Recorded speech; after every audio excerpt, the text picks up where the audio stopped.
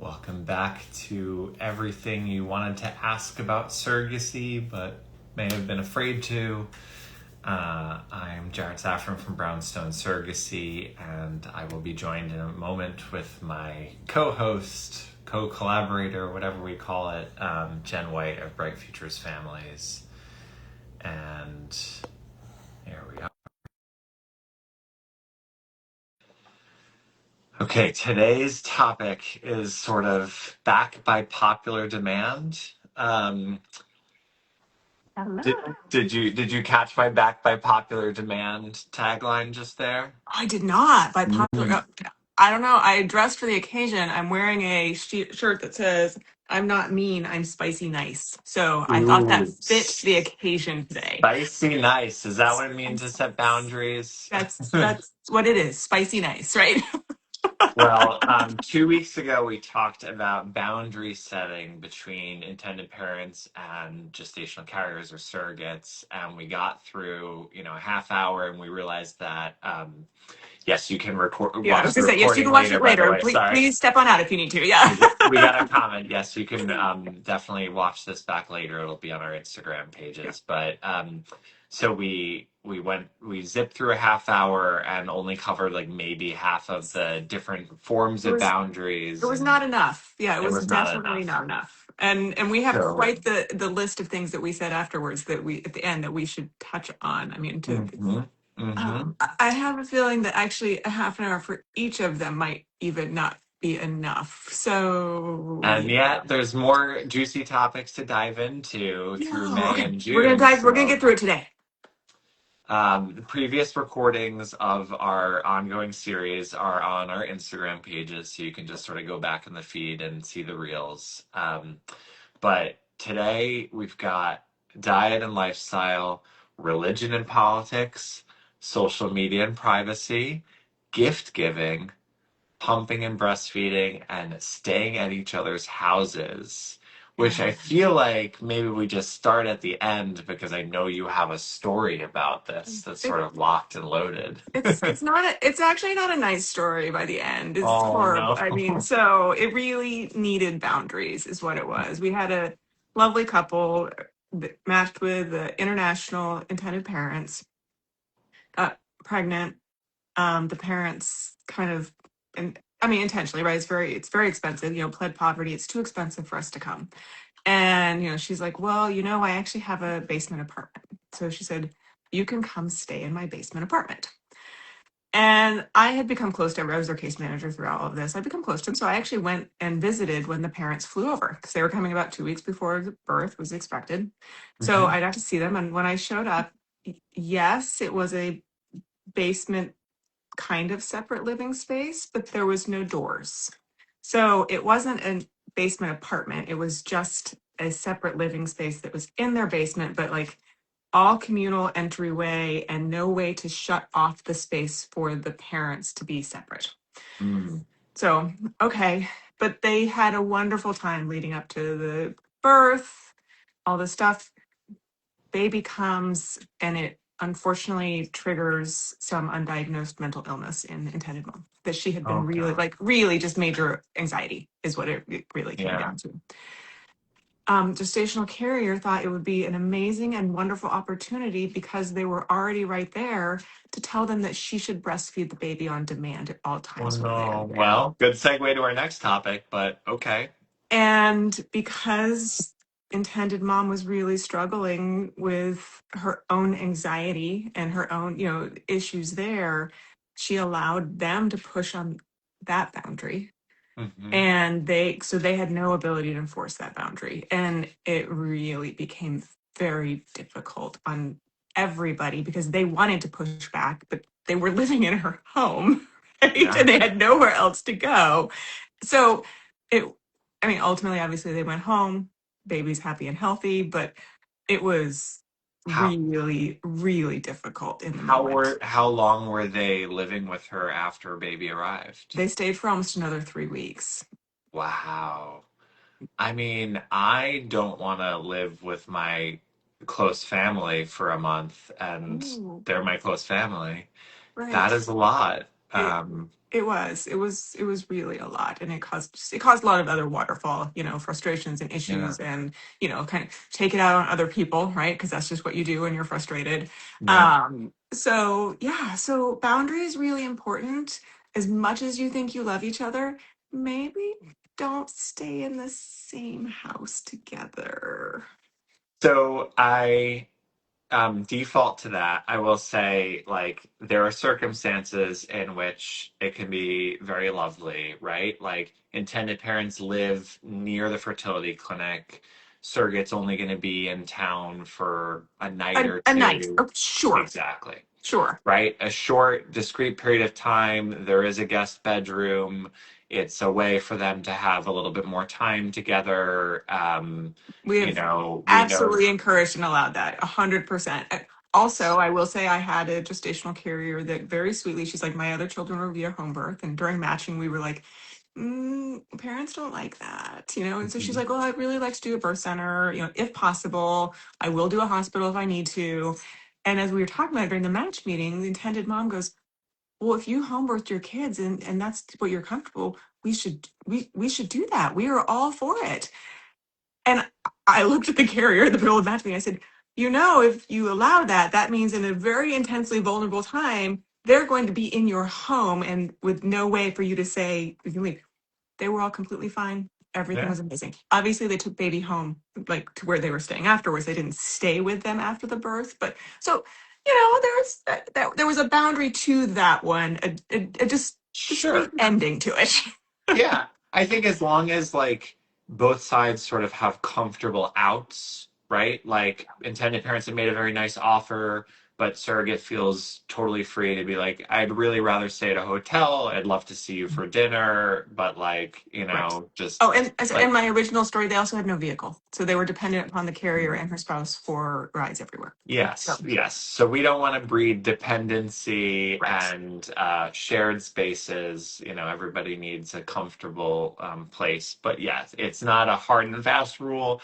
That's a pretty extreme scenario. It was. It was. Yeah. Well, thank you for sharing the story. Yeah. Um, you mentioned breastfeeding as part Hmm. of that, and I see this come up. I don't know if you see this come up, but I will I see know where you're going. Yep. surrogates. I will see surrogates make the offer.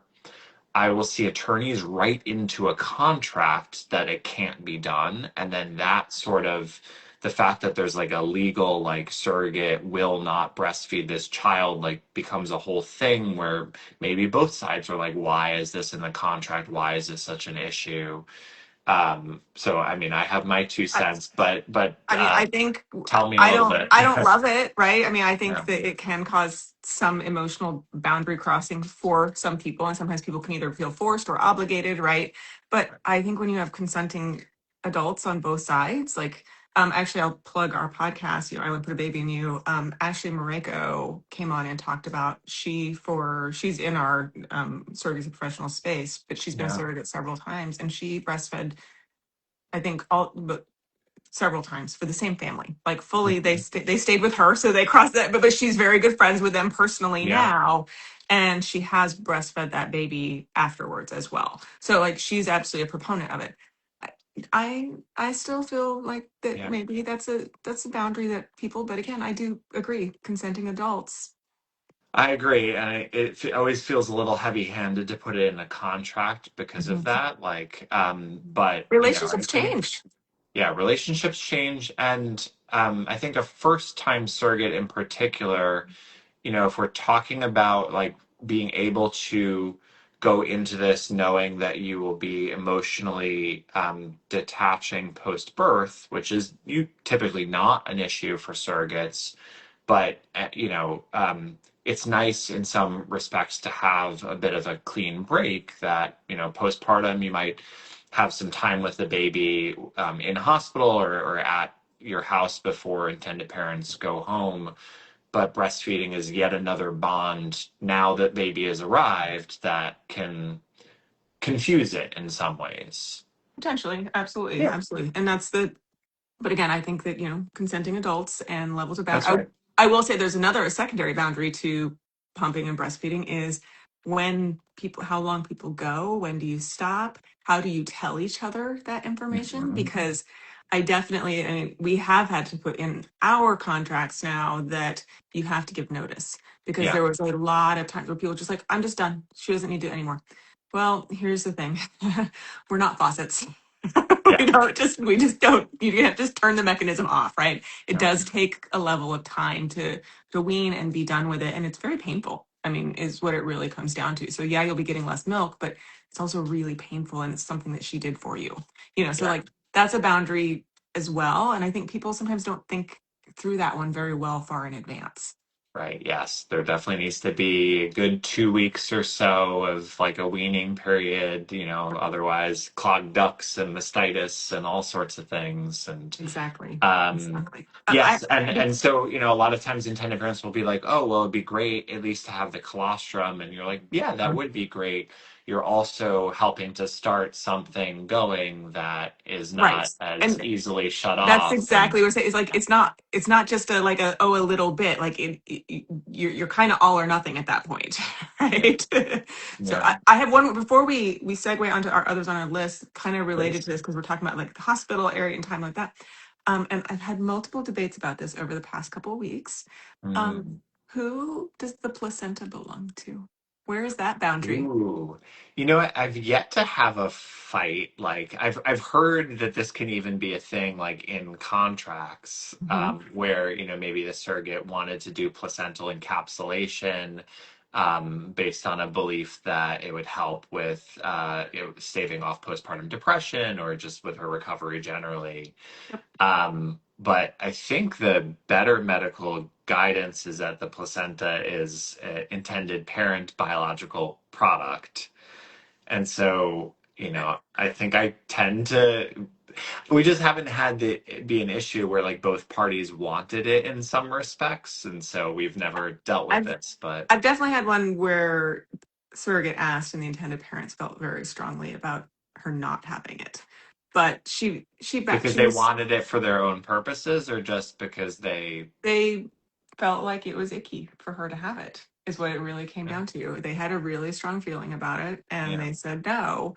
And she backed off. She was fine. She's like, if I didn't ask, then the answer was no anyway. And she's like, the answer is no. So, like that's she was fine with it.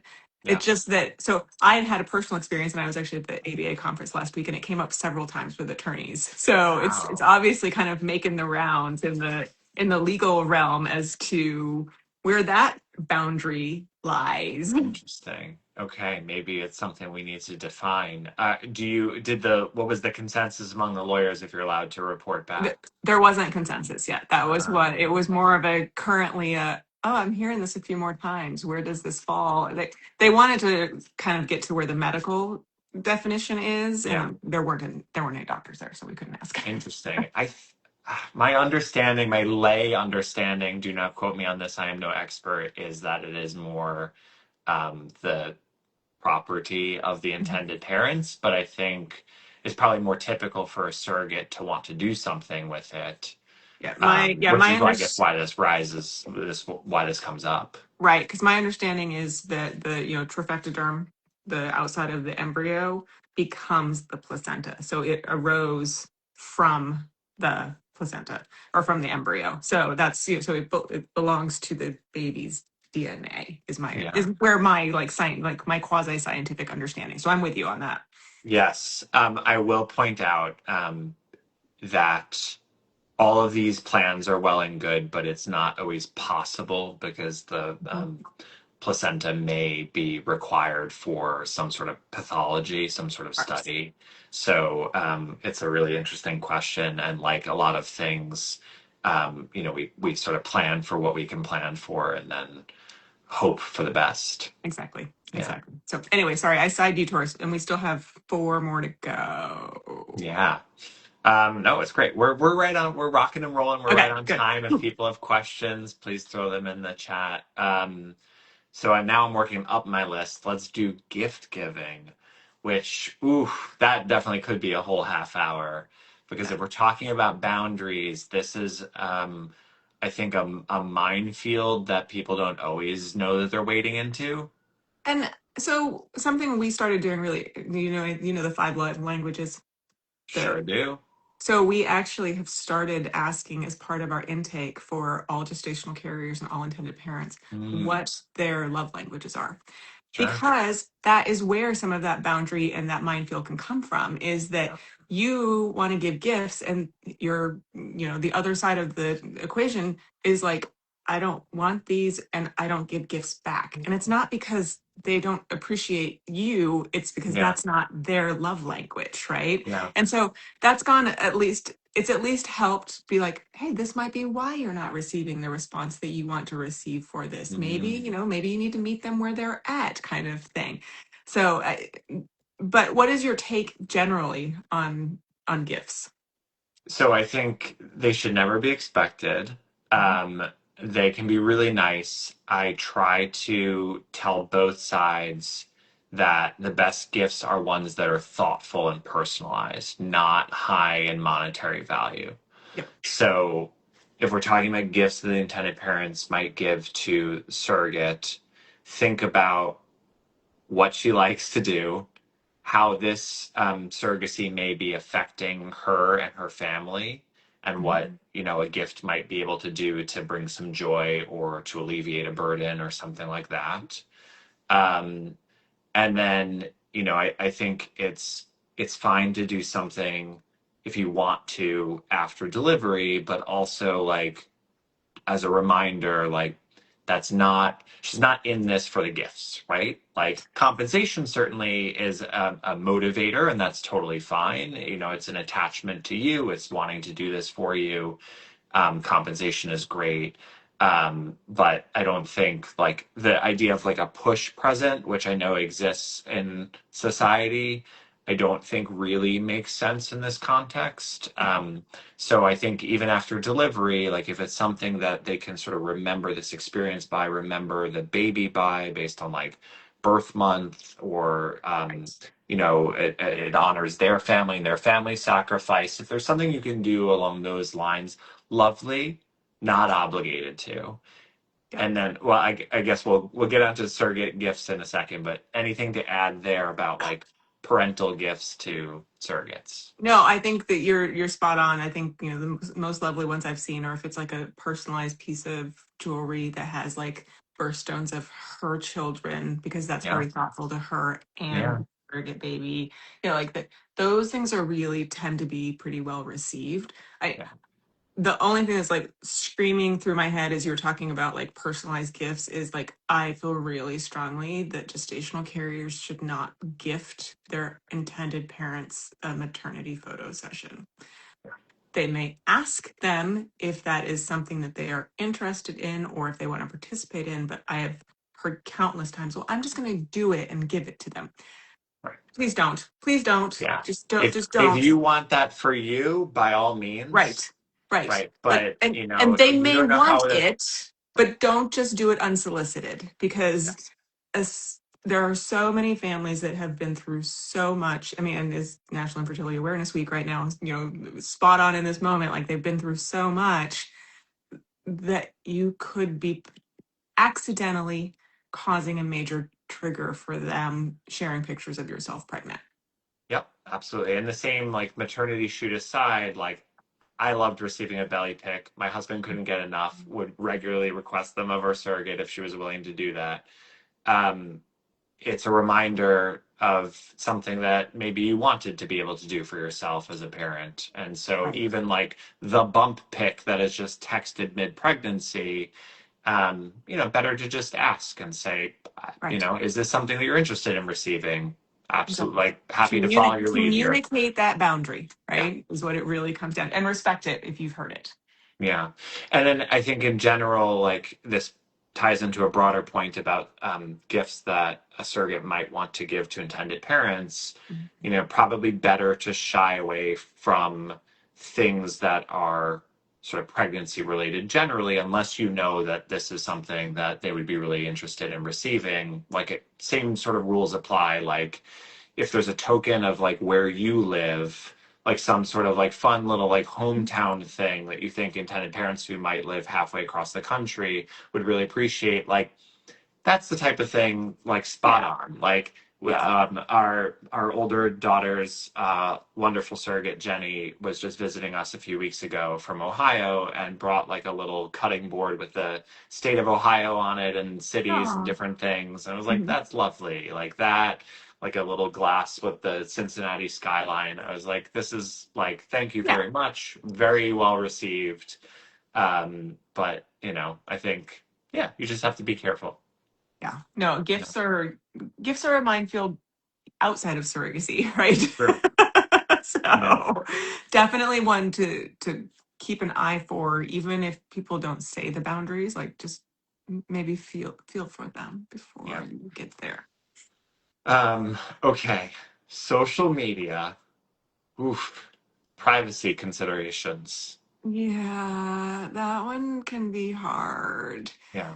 Um, we talk about it during match meeting. I'm sure you do as well. Like we talk about Mhm. just communication in general, but also social media is how you communicate with the broader world. Yep. And some people are very, very private about it. Some people are like, woo, let's go share everything with the world. Yeah. And what if you're mismatched, right? And so then you have a problem that, like, what if you want to share everything, but the boundary that your parents have given you is like, no, we're not even telling the world about this. Yep. So you have to navigate that. Also, just it falls to privacy, right? Like, it's natural to be really curious about each other and to do that deep dive and go all Hmm. the way back to when you were 20 years old. I mean, at Yep. this point, social media is like, so gosh, Ash is 20 Yes. and I was posting pictures of Ash when they were barely, like, that's when I first had my first Facebook. So Yes. you I had can, Facebook in 2005. Yeah, yeah, 21 years ago. yep. Hmm. So you can deep dive back Yes, you can. really far on people, and it may Pe- not be a representation People of who they change. are now. That's right. Exactly. I would not want to be judged by things I put on Facebook when I was 19. Exactly. Yeah. Exactly. And so that really, like, that privacy boundary. In fact, I just saw it on a Facebook post just before we started on this, that the agencies are starting to ask for permission to do social media checks on Yeah. surrogates. And that people, it was a really interesting mixed bag of like, I don't care, whatever. If it's out there, it's out there. And other people who are like, no way, I don't want you inside my stuff. But where is that boundary, especially with things that are in the public domain That's right. and when it also affects somebody else? Yes. I think in general, sort of friending or being connected, I tend to think maybe wait until you're done, Mhm. just as a default rule. But obviously, people are free to chart their own course. I do, I think it's very natural for a surrogate to just want to say, like, I am pregnant and this is not mine, and like sort of Yes. say that to the world because you live in a small town and you're constantly running into Correct. like friends and neighbors and like your kids' friends' parents and whatever, like in the grocery store or in the like pickup line, and Yeah. they just Or the, assume that you're oh, having you're a having third or another fourth one. kid or Yeah. exactly. And rather than like constantly having to have that conversation, in some ways it's easier to just like put it out there, like, I'm a surrogate, this one's not mine. Then like let people chatter and the word will spread, and then you don't have to constantly have that conversation. You Yeah. just don't identify the intended parents, right? You don't give any identifying details. You never tag them in a post unless they want to. You don't even say, what type of couple or individual it is, where they're from. Like, you don't share anything about their story. And then typically we've avoided the issue, right? Yeah. I mean, Um, it doesn't always. I will say we once had a surrogate do something extraordinarily inappropriate while she was pregnant. mhm. And by any reasonable OB standard would have been considered dangerous at that phase in pregnancy. Yeah, And her social media she filmed it and posted it, and her social media profile was wide open. And yeah, so, like, she had not established her own boundary even. I mean, she obviously crossed other boundaries that she should not sure. have There's a crossed. there's a judgment issue there too. Right. Yep. But even, I mean, the parents weren't crossing a boundary. They Well, it's just, public. Yeah, it was in the public domain and they were curious how she was doing because she hadn't been communicating with them very well at that point in time. yeah, And so social media is a very scary and dangerous thing. yes. Yes. All right. I feel like we're giving like such quick I know, and treatment to these things we and have then two just more moving. left, and I'm scared of the next one. So, Okay. Next one, just rip off the band-aid. The next one is religion and politics. And it is oh 2026, and um I don't think this can be avoided. I don't think we should seek to avoid it. no, It doesn't have to come up in your journey, right? yeah, Like, it's not that intended parents and surrogates have to talk about any of this. You don't have to know how each other voted or if you voted or any of it. But talking about vaccines, we're talking about abortion laws, and we're talking about decisions on termination and selective reduction. And so a bunch of things that are politically and religiously coded are definitely coming up. And I will 100%. oftentimes on the religion front hear from either side, like, I don't care if they're religious or not religious. I don't want them pushing it on me. I I just don't want want to them to hear them respect praying my for me. religion, or yeah, Exactly. yeah. Right. And That I don't want to religion expect. scares me less than politics, quite honestly, in this day and Right. age. So, I think that's true. Although I think it comes up almost as frequently because a lot of times it's like, I don't want the intended parents to be like praying over my belly, or I don't want the surrogate to constantly be referencing God, like this is in God's hands, because that's going to be triggering for me as somebody who's suffered with infertility for years. So I do think like it comes up pretty frequently where even if there's a mismatch of like religious backgrounds or religious habits, like how frequently church going, mosque going, temple going somebody is, right. it does come up. But yeah, politics is the one that gets tricky very quickly. Yeah, yeah. But I agree with you that a lot of it kind of really comes out during talking about vaccines and termination. Um, oh, I'm sorry. Somebody just asked a question about Yeah. tattoos or piercings. Does it need to be brought up in the match meeting? I bring it up in the match meeting. Past ones or plans for future ones? Both. I ask, have Um, you had any in the last year? yeah. And, do you have any plans for any? Um, I don't know that we talk about it in the match meeting. It's on profiles. It's obviously something that if there was one in the last 12 months, we flag and make sure that, from a hepatitis perspective, the clinic was licensed, the tattoo Yeah. or piercing parlor was licensed. We clear it with the fertility clinic. Like there's things around it we do. We don't I and definitely, and I, our I asked because I've had people who've had long-standing appointments actually waiting, and they're yeah. like, "Oh yeah, no, I have an appointment to get one." I'm like, "You might need to cancel that." It's something, yeah, no, it's maybe we should bring it up at the match meeting. We bring it up, we do pre-match meetings with both sides. And so in talking Mhm. through things with surrogate and their spouse or partner, that's one of the things that we talk about and make clear that, that sort of plan does not fly heading into this. But, Yeah, so yeah, yeah. no, it's something we talk about too. Okay, so quick, we have 2 minutes left. Diet and lifestyle. Oh man, that's its own half hour. It I is its mean, own half that is hour. probably the most frequent one that like comes up, at least for me on this list, is like, um, how do we define, I think intended parents understand that they're not going to know everything that a surrogate is eating or cleaning with or using or how she's exercising. And yet, we want expectations to be met. We want there to be clarity, and surrogates are rule followers by nature, as my co-director is keen to point out. Like Yeah, surrogates want to do the right thing, and they want to follow a contract, and they want to like correct. do it and like They tend to take follow the better care of rules. surrogacy pregnancies than they did Yes, even their own, right? And then they have to have a exactly. really good track record of taking their care of their own to get here. So, Exactly. So uh, they want to know. They want to know, like, do you want me to eat only organic apples or to make these shifts? But so those boundaries need to be defined, and yet, like, there needs to be some leniency, and people in have some busy things, lives, and I yeah, mean, I think that there are certainly are things that people may have. I had a set of parents that, for religious reasons, don't consume pork, And it was Yep. extraordinarily important to them that they find a surrogate who was also willing to not consume pork products during the Yeah. surrogacy journey.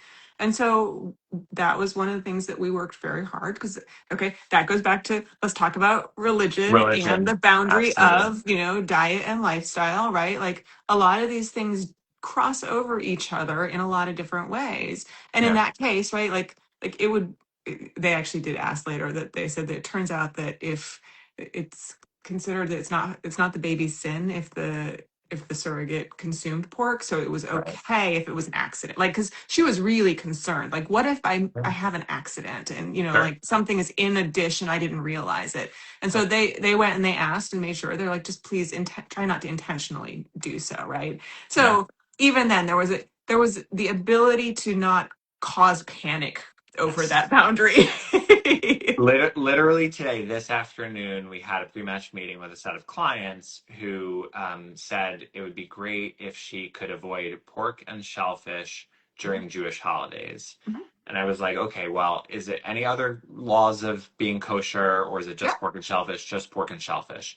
Which Jewish holidays? Because if it's literally all of them, that's there's a like lot of them. half the Yeah, I year. said that's a And I lot. don't Yeah. even, right? Like I'm Jewish, I don't even know all the holidays. And then we like got to, well, it would be great if it was Rosh Hashanah and Yom Kippur and during Passover, but she can actually eat bread during Passover. We don't care about that one. So like now we have a nicely Yeah. defined ask. We could say like basically 10 days out of the calendar year, can you Yeah. just avoid pork and shellfish? And honestly, can't think of a lot of surrogates that would object to that one. It's a Right. very reasonable request. Exactly. Exactly. I mean, there are definitely. I'd be curious. What is the most unreasonable request? I hate to put it that way, but that felt possibly unreasonable that you've ever received regarding diet and lifestyle. Oof. I don't know that we've had one that like is so extreme. Like I've had one that feels extreme because when it shows up in the contract, it's a pretty long list of like avoid the BPAs and avoid the PFAS and Right. no Throw out all your nonstick plastic, and only water filter. glass. And Yeah. we'll send you a water filter and we'll do, you could do an air purifier too. And yeah, definitely don't microwave plastic and also, organic and like it just sort Right. of accumulates. But I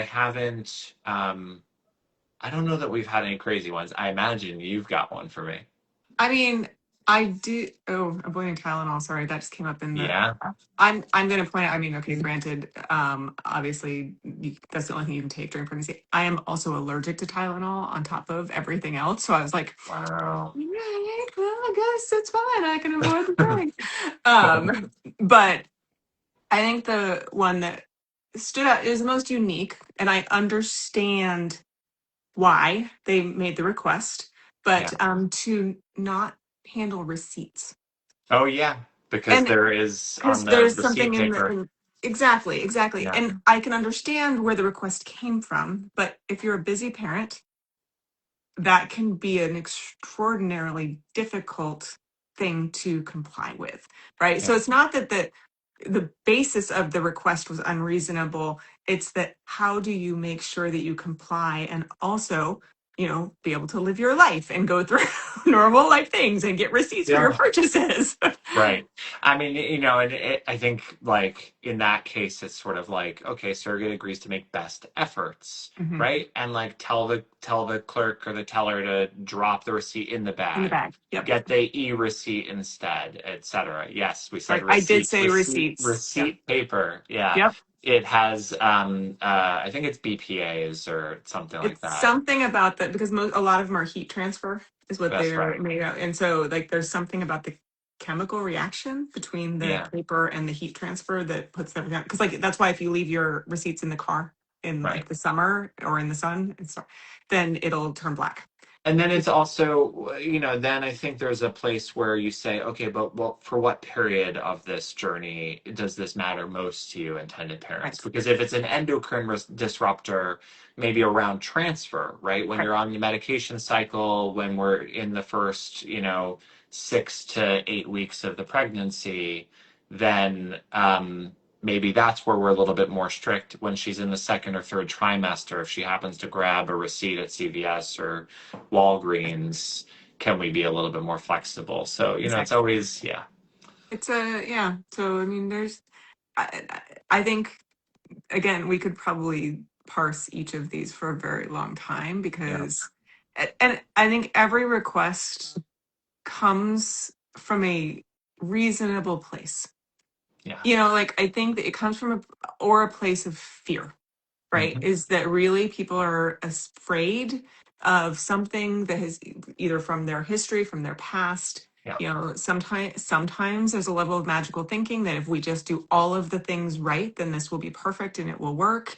And I'm not saying all of those things are magical thinking, right? But it's a lot of that can be there too. But yeah. generally, they really come from a place of good intent.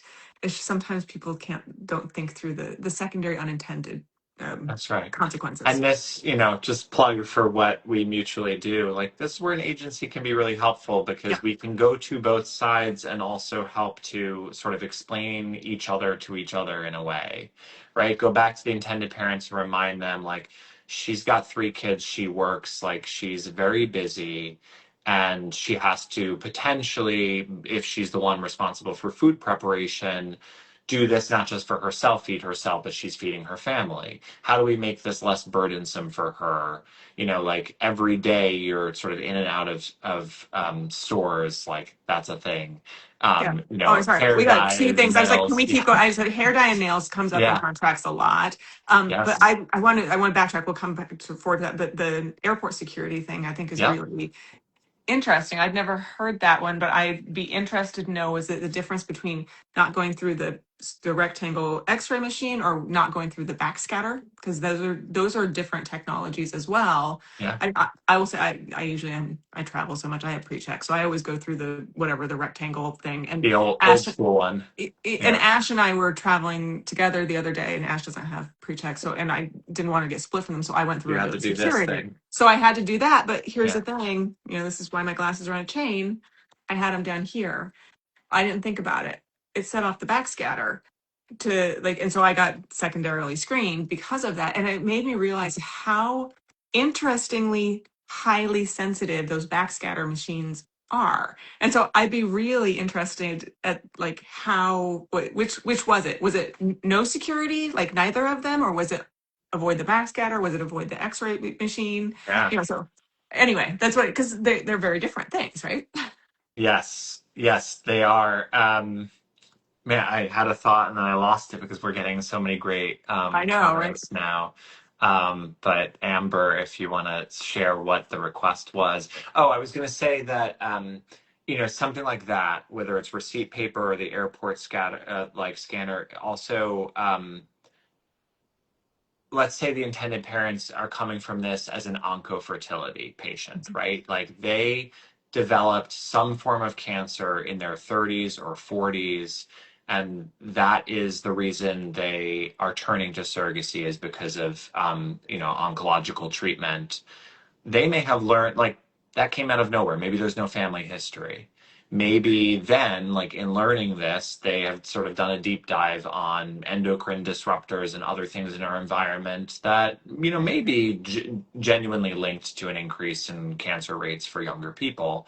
And so now, in this context, they have a limited number of embryos. We're trying to control what we can control, but it's also like I've just learned a lot about Yeah. things that you take for granted because you have not been diagnosed with cancer. And so just to sort of bring that story from the intended parents back to the surrogate, a lot of surrogates are like, this makes so much more sense Mhm. because now I understand why this is important to you. And so Yeah. just facilitating that, like, what is your life like? What is my life like? What are we bringing into this experience can go so far in setting like clear and workable boundaries. Yeah. And so I don't want to not address the comments that are coming from Rachel that like hair Yeah, and nails, like you said, should the IP bring it up during the match meeting or can it be brought up in the legal contract?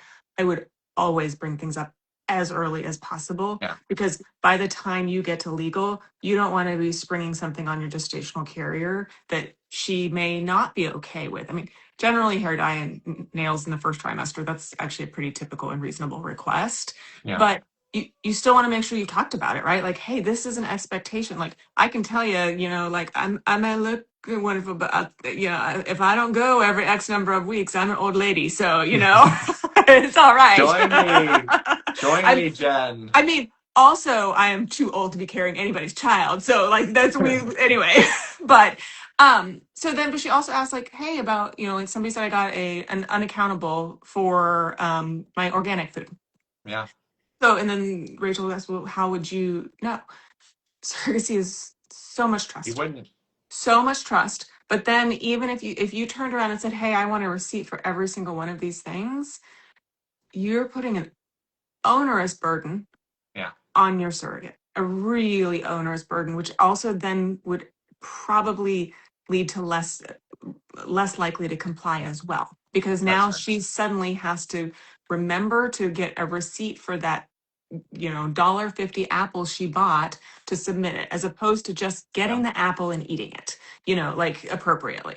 Right. And if there's a receipt, it also includes all the things you bought for your family, all the things you bought for your Correct. home. Yeah, and it So could look like like there you're may buying be junk something in food, but it right. could be you're buying Oreos for your kids, right? Like, Exactly. The hot Cheetos are not for me, but like I'm not going to go and sit and itemize the receipt so you know like what I'm eating and what I'm not. right. So I think it makes sense to be non-accountable in a lot of cases where there is no receipt submitted and just know that like this is about trust. And if the trust isn't there, it's probably not a great match to begin with because there's Right. so many other things that you're trusting to not drink and not go skydiving and not eat Right. uncooked deli meat and not be Right. driving without a seatbelt recklessly. Like there's so much that a parent is trusting their surrogate and vice versa that if the $1.50 apple, they need to know if it's organic or not via a And receipt. We're probably off on the wrong path about the relationship that you're forming. the other thing is you also have to remember that the surrogate does have a family too. She can't just buy $1.50 apple for herself and then buy regular apples for her kids. Right. Oop. I Balanced just that in between. oh. It did something funny to me. I don't know. It's like, I Yeah, think because I I talk with lost my your audio for a hands. second, but Oh, got it. It told me I need to do something about reactions because I was talking with my hands. But it's really about like making sure there's a reasonable reaction to like how she buys her groceries for her family and not requiring her to have to create two separate meals, one for herself. And again, if the more you make things become onerous and difficult, I mean, gestational carriers are generally very willing to do what parents want. They want the best outcome. They want a healthy pregnancy and a healthy baby, but they also have the reality of their life, right? That it exists. yeah. So, and for Um, anybody out there who can't see the comments, the answer was that they wanted her to avoid both levels of security if possible, both kinds of security if possible, but we're okay if she didn't. So again, great boundary. Like they asked a question, but we're okay if you were not able to comply with the boundary because it was out of your control. So all right, last question, and then we're sort of way over the I time we know that's usually, right. but this is great. Obviously, this is a hot topic. Tylenol was mentioned. Is this something that Mhm. is now discussed during matching? I have I not. don't I don't go out of my way to bring it up unless for whatever reason the I mean, intended I parents I'm gonna jump out suggested that. on the limb and say that the whatever about it causing autism was not founded. So it's Oh, of still course it's not recommended by founded. OB. So right, like Right. so I mean the answer is do you ask about every other thing that an OB might ever recommend, right? Like that's Yeah. it's generally what we tell parents is like the OB is going to tell your gestational carrier what's safe. If you had a problem with Tylenol, like as a parent and you were like I'd like to ask her to avoid it, you probably need to bring that up in advance Yes. because, as was also pointed out in the comments, it is the only pain reliever that you can take while you are pregnant, which is Yes. why, again, as I said, I'm allergic to it. It stank. Yeah. So, No, I mean I add it, treat it like anything else that like we should be discussing because it's a special request of the intended parents, right. right? So if we need to discuss organic foods, if we need to discuss, um, you know, uh, receiving breast milk, if we need to discuss Tylenol, we'll discuss it. But I'm not, the default assumption is that of course, like anything OB recommended, including Tylenol, is fine because that's the only assumption is that a surrogate will just follow medical provider's advice. Correct. Yeah. Correct. Yeah, I mean, this is why I don't ask about soft cheeses and deli meats either, right? Like, Exactly. because the OB tells you that you can't have them, so therefore she's not going to have them. Yep. Yep. But, if she wants to still drink 2 cups of coffee a day, like, yes, there's the 200 milligram guideline, but maybe we should discuss that because, like, Especially if you as that's a parent have a strong feeling about it, exactly. that you want her to be under that guideline, right? So, yeah, I mean, match meetings can't be like 3 hours long, and we just try to focus on things that are not just like default understood by both sides, but that are actually sort of special requests or just things we have to discuss because we have to discuss them, like communication, which we will need to save, I think, for another um, episode of this Mm. because we can't do that, and it just, yeah, No, no, it's too big of a topic. yeah, we got the big stuff though. We got Yeah, all of them and we a did bonus great. one too, right? So Yes. Okay, so I think um, that concludes episode 11 oh, we have 11. Wow. of Okay. everything you wanted to ask about surrogacy and may be afraid to ask, or something to that effect. I don't even Whatever know we're what we're calling this calling now. these. Yeah. Right. But we will be back with you in 2 weeks 2 weeks. Are on we a day off Wednesday next something. time? I think we're a day late Yeah. next time. I think we are not on Wednesday. I think we're Yes, on May Thursday. May 7th. Yeah. Thursday, May 7th. So we will see you then. Perfect. Excellent. All All right. right. Talk to you Bye, soon. Jenn. Bye.